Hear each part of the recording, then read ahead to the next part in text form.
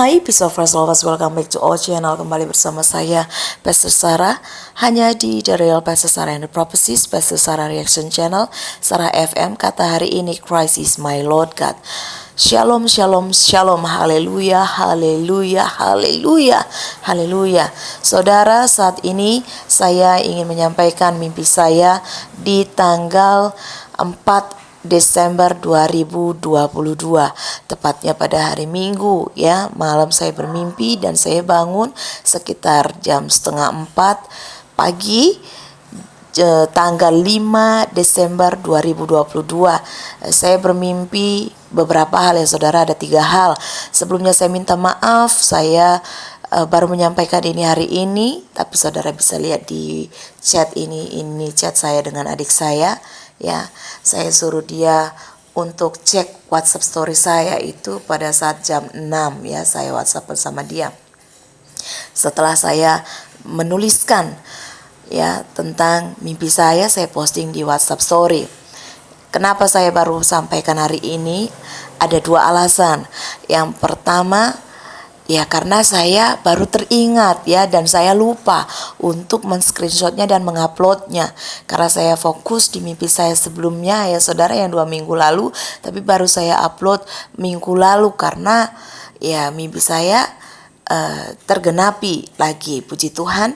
Dan ini juga tergenapi juga saudara. Saya juga alasan yang kedua kenapa saya akhirnya memposting ini juga, karena tadi malam saya teringat tentang mimpi saya ya, dan saya tadi malam ini bangun sekitar jam 2.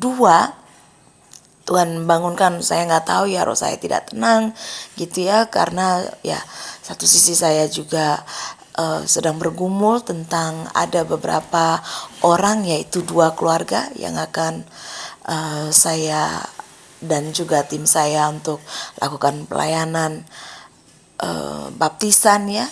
Puji Tuhan nanti bisa dilangsungkan di Januari. Jadi saya berdoa untuk itu. Dan yang kedua juga karena tidak tahu ya, roh saya terjaga dan saya langsung kepo gitu ya, mencari informasi tentang ada apa sih berita di Indonesia, terkhususnya tentang kebakaran di bulan Desember. Ternyata mimpi saya digenapi ya saudara. Jadi apa mimpi saya? Yang 3 hal itu. Yang pertama ya itu tentang keluarga saya khusus ya. Jadi saya tidak bisa sampaikan di sini. Nah, yang kedua itu saya bermimpi ada satu kebakaran yang sangat besar, luar biasa ya. Saya lihat itu sepanjang mata saya memandang itu api ya. Itu saya lihat api, baik itu di rumah-rumah, baik itu di lahan ya, lahan seperti perkebunan, yang jelas itu di ladang, di lahan ya saudara, dan juga di rumah-rumah, bahkan gedung ya. Pokoknya di setiap tempat itu saudara. Nah, pada saat ada satu kebakaran rumah itu, dan saya tidak jauh dari situ, dan saya membantu untuk memadamkan kebakaran di rumah itu ya. Tetapi yang membuat saya terperanjat adalah karena pada saat saya membantu memadamkan api itu ada satu roh ya, bentuknya wanita, ada di dinding rumah yang penuh dengan api ya saudara. Dan saya menengging itu dalam nama Yesus ya, kau roh yang menyebabkan kebakaran ini, aku usir dalam nama Yesus, aku hancurkan dalam nama Yesus. Nah, pada saat itu ya Tuhan bicara dalam roh saya bahwa hati-hati tentang kebakaran. Akan banyak terjadi kebakaran di mana-mana ya di hari-hari ini untuk kedepannya. Dan itu disebabkan beberapa hal. Dan Tuhan tunjukkan kepada saya beberapa penglihatan ya tentang kebakaran itu yang dalam mimpi saya. Jadi itu ada orang yang menyalakan api, kemudian dia membuangnya di satu tempat dengan sengaja, dan ada yang tidak sengaja ya, sehingga menyebabkan kebakaran. Dan kemudian saya juga melihat ada orang yang membakar sesuatu dan dia lupa mematikan api itu, dan dia tanpa sadar api ini menjadi besar dan membakar di sekelilingnya. Ya, kemudian saya juga melihat ada kabel, ya,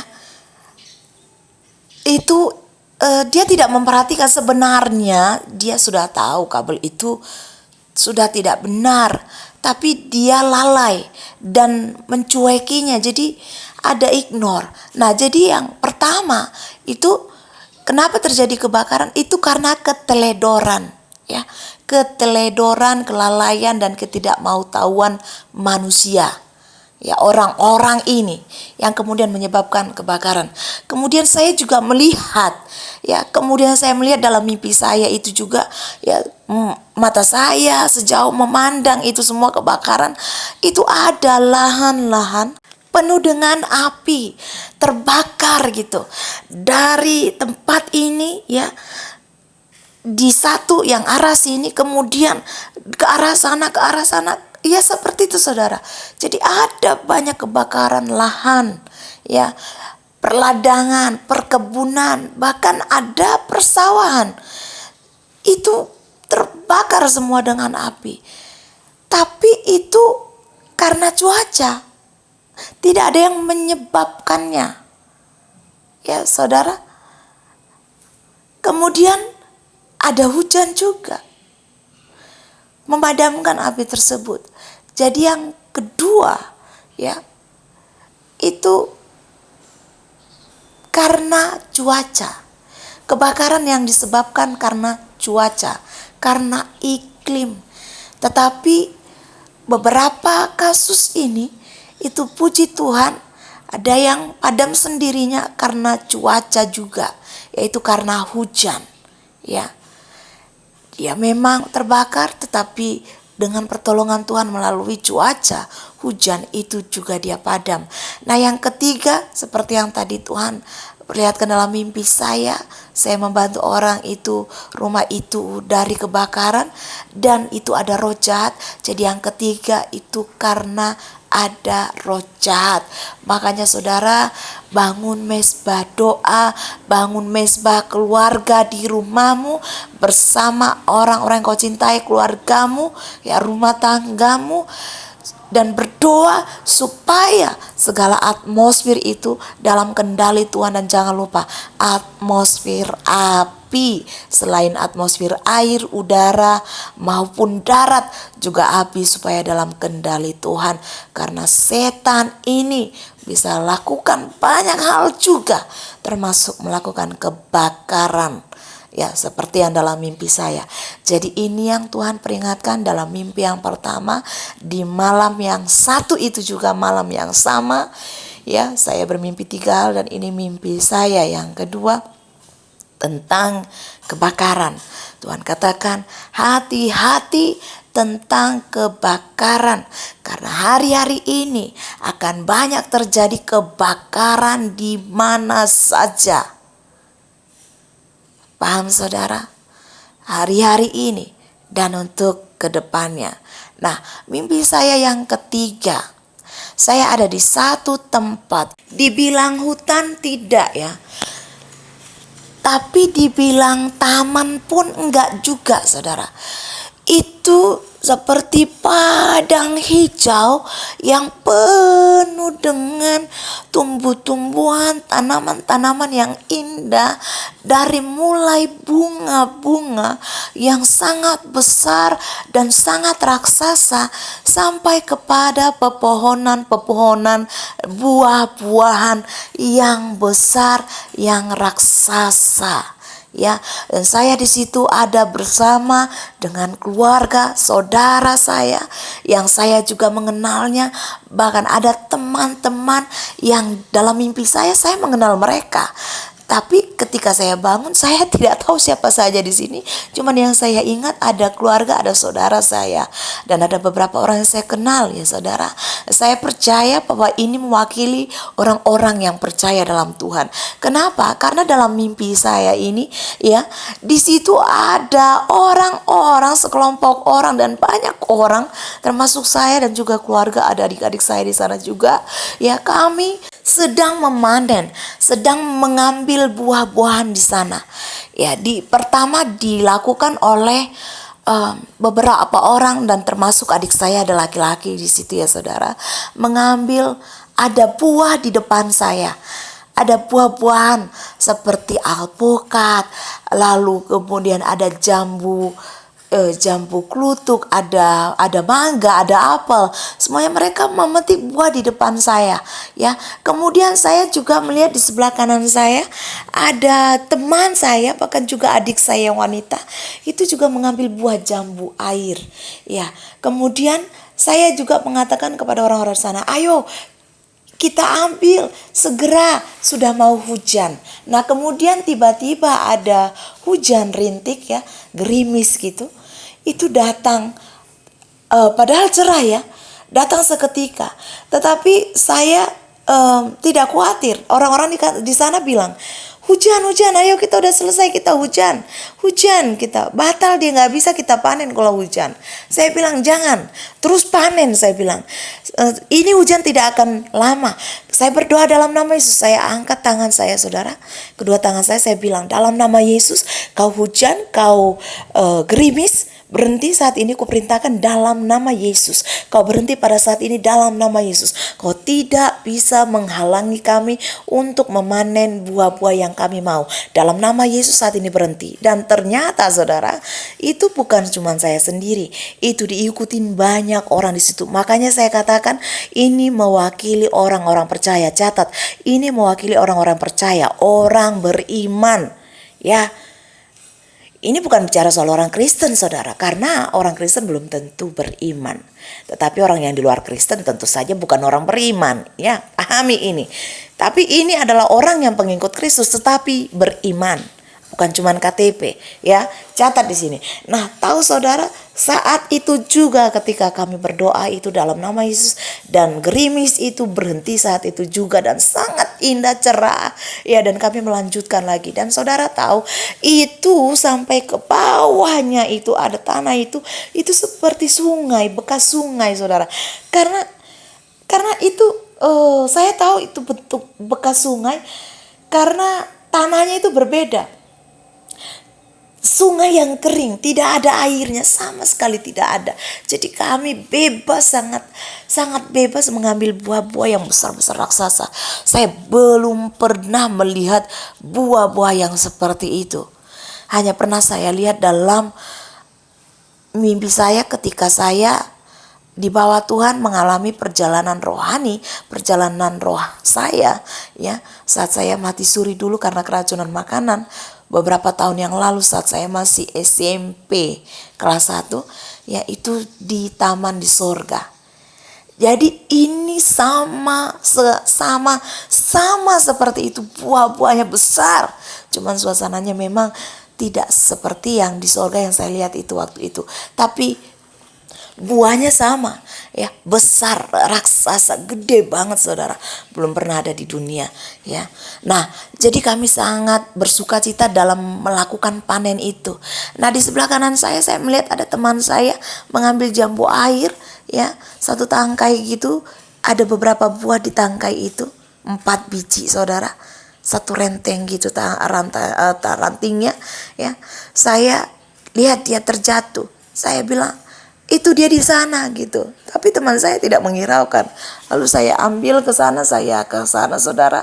Nah, pada saat saya mau ke bawah itu ya, itu saya melihat di pohon itu yang saya lalui, itu semuanya rendah-rendah ya saudara, dijangkau, nggak pakai jolok-jolokan saudara. Jadi buahnya itu deket banget, terjangkau dengan tangan, tidak perlu harus melompat-lompat gitu saudara, karena memang tidak terlalu tinggi ya, sangat bisa dijangkau. Tapi buahnya banyak sangat, aduh itu sangat diberkati banget lah pokoknya pada saat itu saudara ya. Nah, saya mengambil ada jambu di situ, jambu air yang besar banget saudara, banyak banget. Saya ambil itu, saya bawa turun, saya dengan rantingnya, dan saya bilang, lalu ini gimana ya cara bawanya? Gimana cara bawanya? Kita lupa bawa kantongan. Ya, lalu teman saya itu bilang, oh iya ya, gimana ya? Agak sedikit panik dan khawatir saudara, karena bingung mau bagaimana bawanya. Lalu saya bilang, oh iya, ambil dengan rantingnya. Jadi kita pegang rantingnya dan itu kita bawa. Oh iya benar, kata teman saya. Akhirnya kami panen dengan semangat ya saudara. Wah, semuanya itu tidak ada yang tidak panen. Semuanya mengambil buah kesukaannya masing-masing saudara. Tanpa berebut. Ya karena penuh banget dan banyak banget saudara. Ya semua buah di situ ada dan bisa diambil dengan sangat mudah. Kemudian karena saya melihat buah yang teman saya tadi jatuh itu, dan dia tidak rusak, saya lihat masih bagus, tidak berpencar-pencar, masih di rantingnya. Akhirnya saya turun ke bawah saudara, yang saya bilang tadi sepertinya bekas sungai, tapi itu sudah kering ya. Tetapi walaupun itu kering saudara, itu tidak menjadikan bahwa tanah itu tidak subur. Tapi yang jelas saat kami menginjaknya tidak licin ya, tidak becek. Pokoknya enak banget lah gitu ya. Walaupun kami memakai sepatu, saya pikir waduh pakai sepatu bakalan licin atau gimana, mau buka sepatu gitu, tapi nggak perlu. Jadi kami tetap pakai sepatu dan kami tetap nyaman dan tidak licin juga ya. Jadi saya turun ke bawah itu, agak jauh ke bawah, saya akhirnya mengambil yang jatuhan tadi punya teman saya kumpulkan ke panennya saya, ke buah-buah yang saya ambil. Nah, itulah mimpi saya yang ketiga. Lalu kami memanen itu dan ya semuanya menikmati dengan sangat indah. Semuanya sangat bersuka cita. Kami panen sangat banyak. Kemudian Tuhan sampaikan satu hal tentang mimpi yang ketiga ini. Tuhan katakan, beginilah kehidupan orang-orang yang percaya.